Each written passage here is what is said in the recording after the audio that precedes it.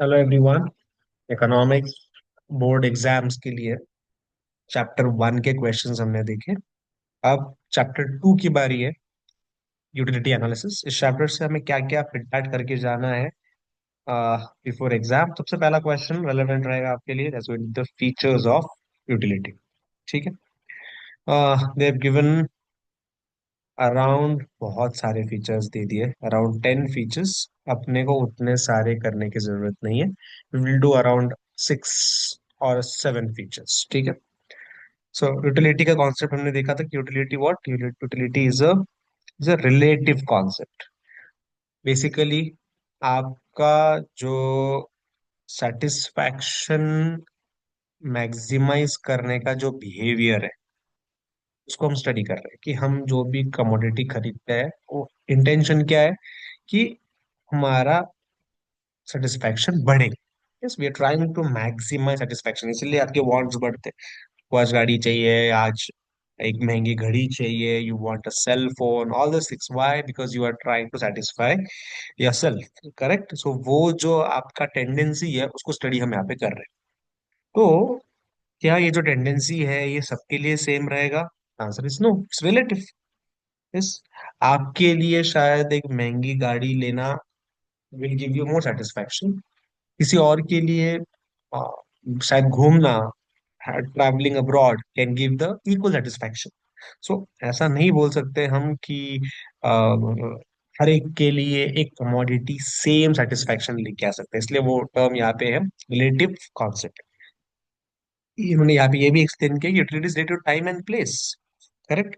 जैसे woollen clothes आप गर्मी में नहीं पहनोगे, आपको उसका गर्मी में कोई रेलेवेंस नहीं है। आपको जब ठंडियां है, विंटर्स है, तब आपको वुलन क्लोथ चाहिए, तो उसकी यूटिलिटी, उसका यूसेज, उसका सेटिस्फैक्शन विंटर में ज्यादा होगा। करेक्ट। सो जगह, टाइम, उस हिसाब से अगर आप कश्मीर में हो तो आपको वुलन क्लोथ्स की ज्यादा यूटिलिटी है। बट अगर आप राजस्थान जैसे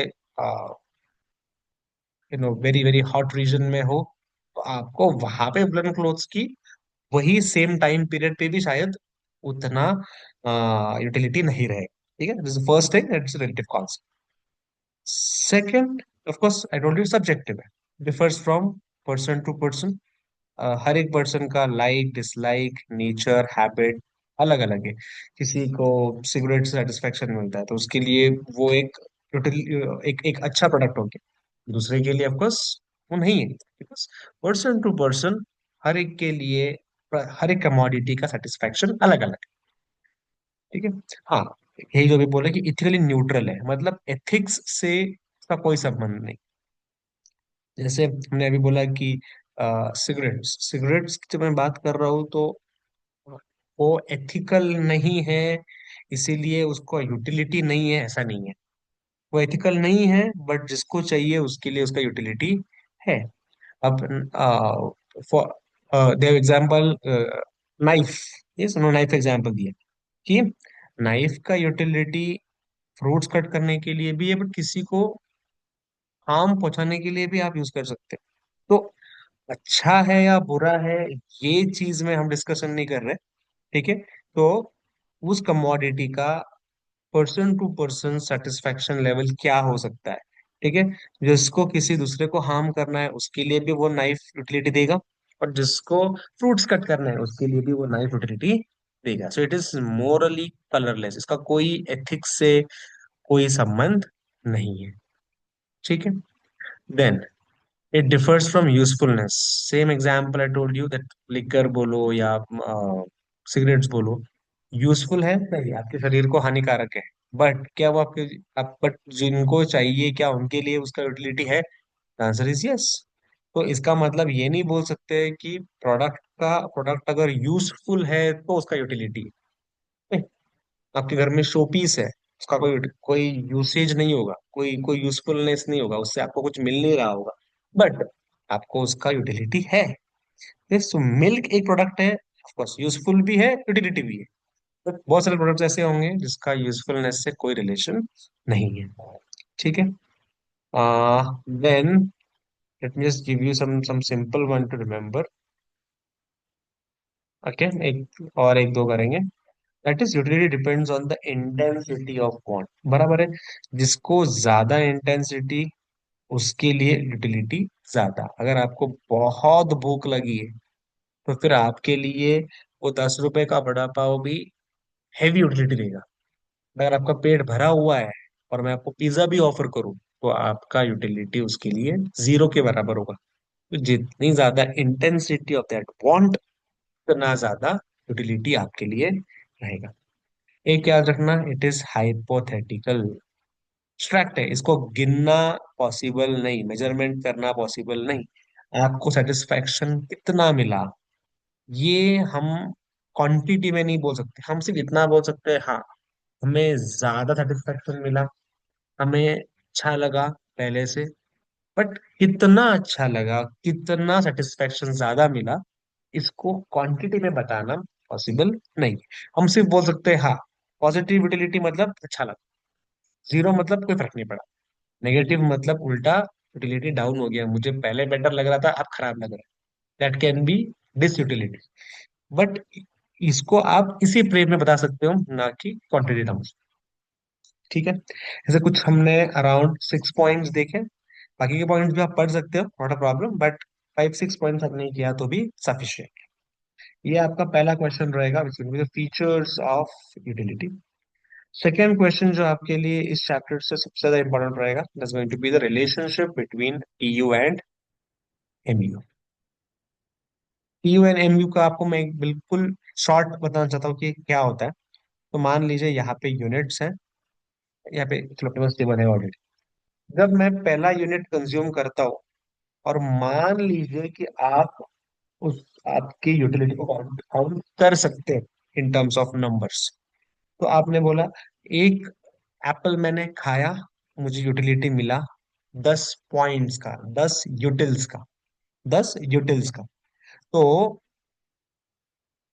पहले प्रोडक्ट के वजह से आपको सेटिस्फेक्शन, पहला प्रोडक्ट जब खत्म हुआ, टोटली आपको सेटिस्फेक्शन कितना मिला, 10 का मिला। ठीक है।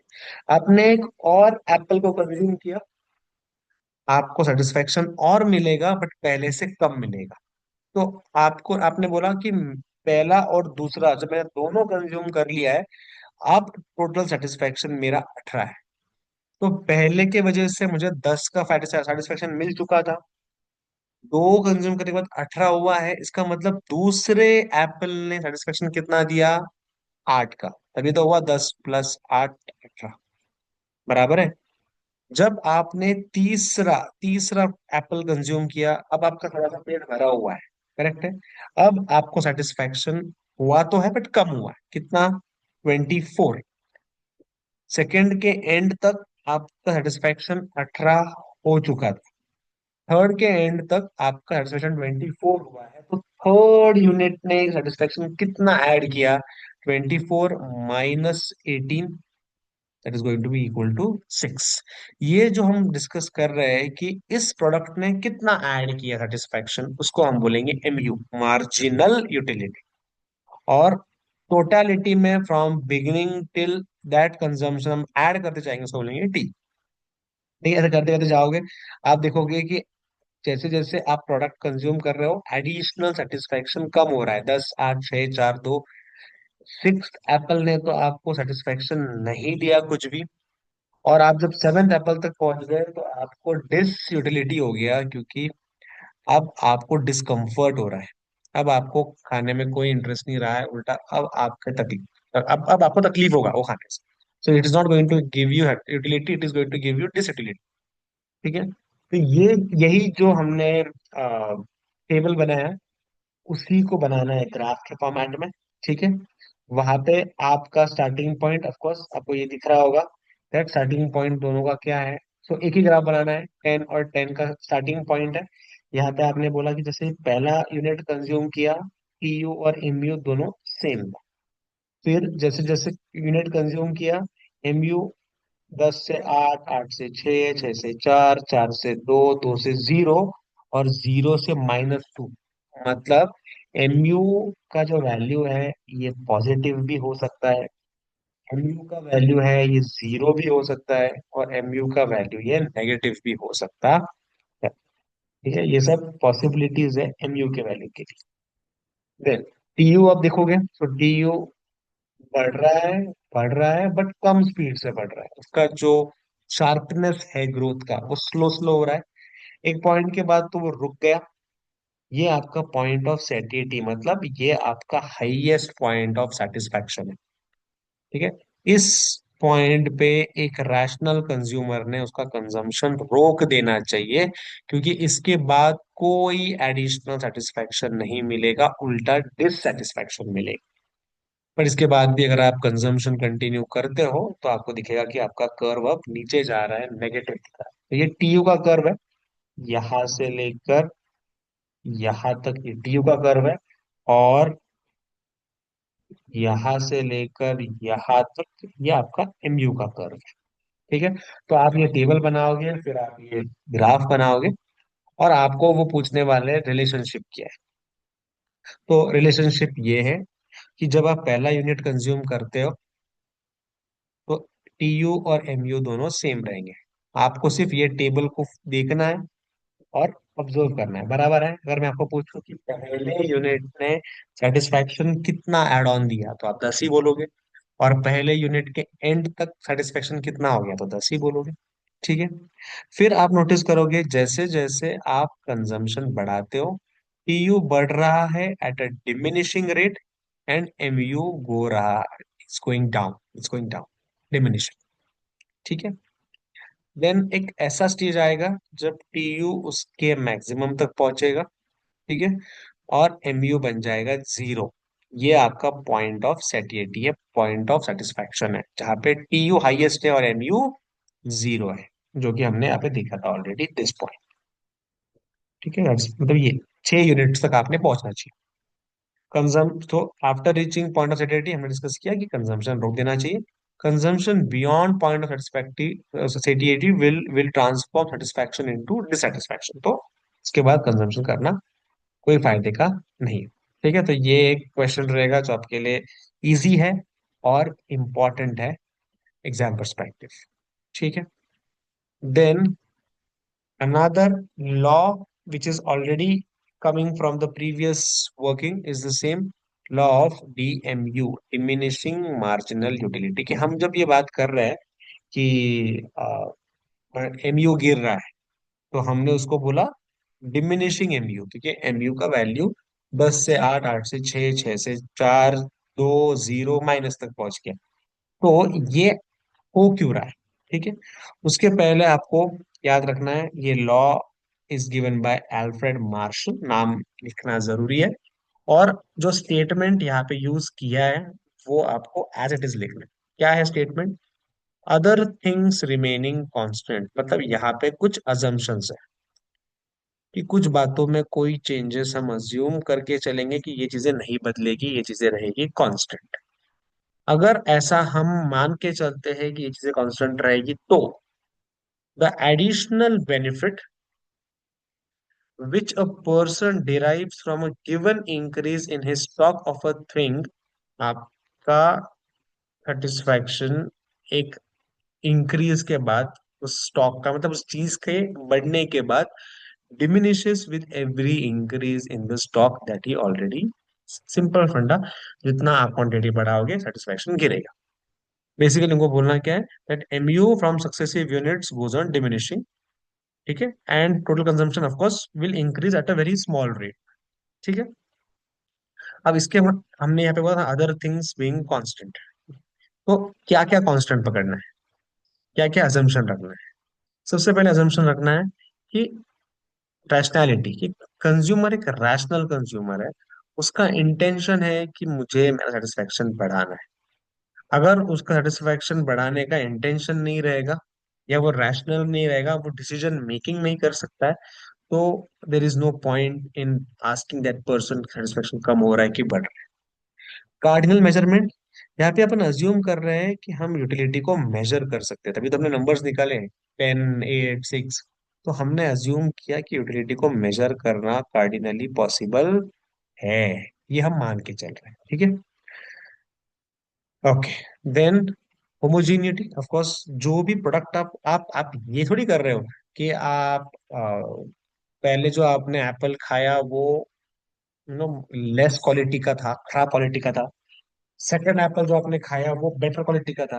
तो फिर आप बोलोगे यार sir, second quality, second Apple अगर बेटर क्वालिटी का था तो सेकंड एप्पल के बाद सेटिस्फेक्शन बढ़ेगा। करेक्ट है। तो आइडियली हमें क्या अज्यूम करना है कि सारे प्रोडक्ट सेम सेम सेम है, in terms of the size, in terms of shape, in terms of color, taste, they should be exactly same। तभी हम ये प्रिंसिपल को फॉलो कर सकते हैं। और कंटिन्यूटी मतलब एक साथ आपको एक के बाद एक कंज्यूम करना है। एक एप्पल आज खाया, एक एप्पल 2 घंटे बाद खाया, दूसरा एप्पल नेक्स्ट डे खाया, फिर एक हफ्ते बाद खाया, तो ऑफ कोर्स सेटिस्फैक्शन कम कैसे होगा? सेटिस्फैक्शन तो उल्टा ज्यादा ही रहेगा या इक्वल रहेगा।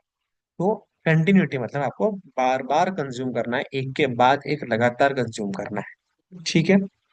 और कुछ चीजें कंस्ट्रेंट पकड़ेंगे, जैसे आपकी इनकम, आपका टेस्ट, आपके हैबिट्स, आपकी चॉइसेस, लाइक्स डिसलाइक्स, ये सब भी सेम होने चाहिए। आपने जब भी आप लॉ अप्लाई करोगे, आप मान के चलोगे कि कंज्यूमर के बीच में कोई भी चेंजेस नहीं हो रहे हैं। ठीक है। मैं सिर्फ कुछ ही assumptions ले रहा हूँ। ठीक है, दैट इज जो आपको लॉ लिखना है, वो लॉ लिखना है। लॉ लिखने के बाद आपको उसका स्टेटमेंट लिखना है, उसके अजम्पशंस लिखना है। ठीक है। फिर फिर आप ये जो एमयू का, जो सिर्फ सिर्फ एमयू का कर्व है, आप ना बनाओगे, सिर्फ एमयू कर्व बनाओगे, बाकी में कोई कर्व बनाओगे नहीं। और आप सिर्फ एमयू का टेबल बनाओगे, सिर्फ एमयू का